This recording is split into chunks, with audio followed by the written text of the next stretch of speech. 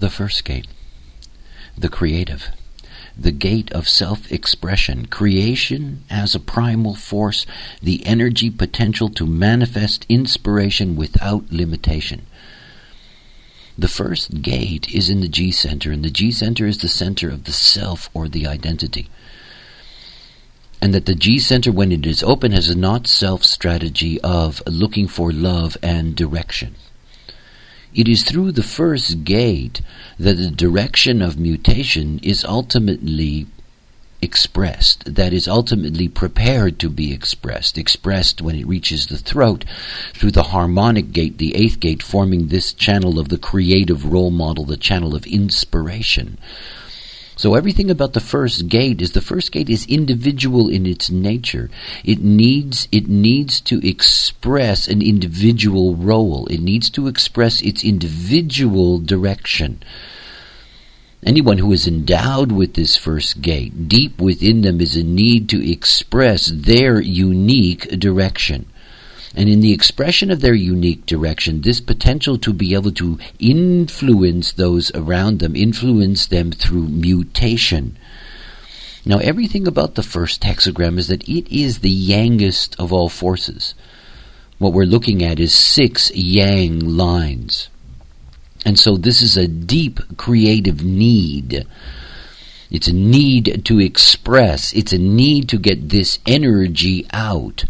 Now, it can be very creative. That is, individuality carries with it a deep creative potential because of its mutative possibilities. And yet, at the same time, all individuality carries the theme of melancholy. That is, the chemistry of melancholy.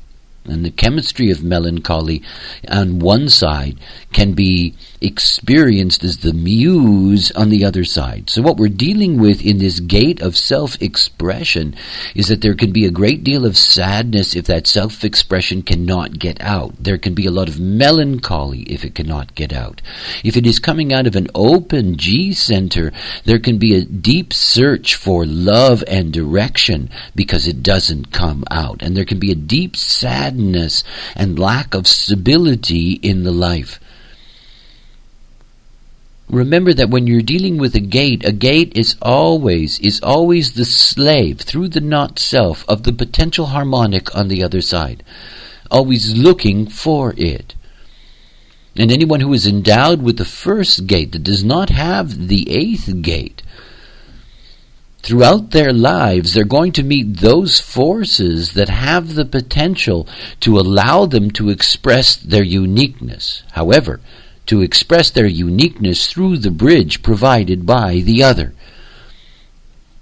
This can be seen in a very positive manner. You can see the first gate as the artist, and you can see the eighth gate as the art dealer. In other words, there can be this very productive, valued relationship between the two in an electromagnetic configuration. However, it doesn't necessarily mean it works that way. The eighth gate can take advantage of the first gate and distort whatever its unique creative possibilities are. Everything about the way in which any gate operates is dependent on the way in which the whole operates. And everything about the operation of the whole is that is dependent on the following of one's strategy and one's inner authority. You know, if you do not follow the strategy, there is no way that a unique gate within you is somehow going to operate correctly. It's not. And it's of particular concern to those of you with the first gate who have it in an open G center. That gate is then subject to conditioning, that you don't even get the opportunity to try to express your role, to try to express your unique creative direction, other than through the impact of others in your life. If you do not understand that, you can become dependent on them, and they become the ones that control your direction, and they become the ones that become the focus of your need for love. Everything about the first gate is that the first gate is ultimately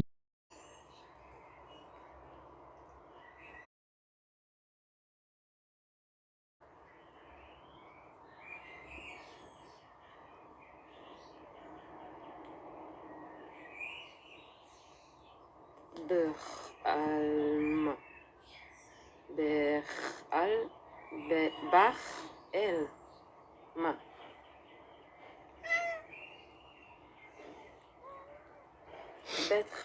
בית ח' א' למד מ' א'. בסוף היום אחזור, אף אם לרגע להיות מן המניין, אף אם לרגע.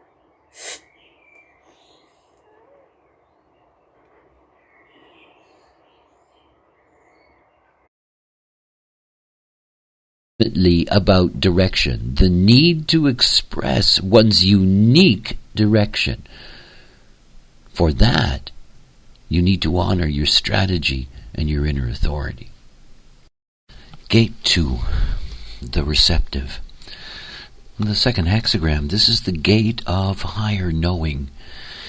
And it is a gate that has a great deal to do with the nature of direction in our lives. The second gate in its right angle configuration is part of the right angle cross of the Sphinx, and the Sphinx is all about the mutative direction of humanity and its ultimate direction into the future, and the way in which its movement into the future codifies the way in which it sees its past. Everything about the direction of humanity is rooted in the second gate, and mystically speaking, this is where the magnetic monopole resides. That is, the magnetic monopole, which is one of these three objects that are part of the endowment of every human being: a personality crystal to manifest who they think they are, a design crystal to manifest the biochemical vehicle, and the magnetic monopole that holds it together in its illusion of separateness and also moves it along its trajectory in this life. The second gate is, in the mystical sense, where the driver sits. And it is a gate of vision. That is, it has this capacity within it to be able to move the identity clearly towards a direction that is ultimately the direction that is fulfilling for humanity as a whole. It's always so interesting that when you're looking at the second gate, it is the most receptive of all gates. That is, it's the yinest of gates. We're dealing with 6 yin lines. And as such, when we're looking at the second gate and the way in which the second gate operates within its channel, the channel is the channel of the beat. This is the connection to the 14th gate, possession in great measure. And the 14th gate being a sacral gate, this carries an enormous amount of energy to fulfill direction in life. All second gates sitting alone without the 14th gate, there is this inherent capacity to be able to direct, to be able to drive the vehicle, as it were. But it doesn't mean that they have the opportunity to put their foot on the gas pedal. And so there is this longing, if you will, for the energy to drive the direction. There are those who carry the second gate in an open G center. And remember that when we're dealing with the G center, we're dealing with identity. And when the G center is undefined, there is a lack of consistency in identity. And ultimately, identity is about direction. That is, it's about place, and it is about the movement that takes place in the life. And of course, when we're dealing with an open G center, the not-self strategy of the open G center is to search for love and to be uncertain about where they are. Now, obviously, when you're dealing with a second gate that is really here to drive us along our selected path, that it can be very, very difficult not to know what the direction is and yet to have this gate within one's design. And again, whenever we're looking at configurations, whenever you're looking at any gate that you have, recognize something. Despite the depth that you can bring to understanding any specific gate, the way in which the gate is going to operate is through its continuity to the rest of your design. If the design operates as a whole, then the components of the design are going to operate correctly. This is the whole basis of the simplicity of strategy rooted in type. That is the foundation of human design knowledge. That is, the moment that you're operating correctly according to the strategy and authority of your type, then each and every one of the gates that you have activated, whether they're part of defined or undefined centers, are going to operate correctly because you are operating correctly as a whole. However, there is always going to be a difference between those who have the second gate in a defined G center and those who have the second gate in the undefined.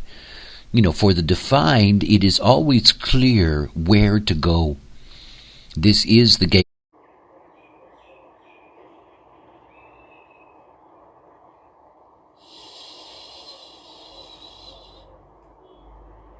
שו, שו.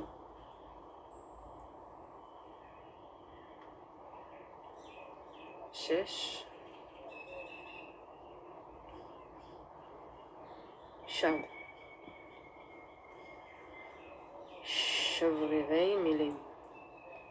שברירי תמונות. שברירי אדם. ומטומטם. To the driver, and the only handicap may be that defined G center is not also connected to a motor, and so there can be frustration in that, or bitterness in that one is not able to fulfill one's direction in life. But whenever you're dealing with the undefined G center and the activated hanging second gate, there is a deep yearning to simply drive. And of course the risk in that is you end up driving all over the place, but never getting to where you really belong.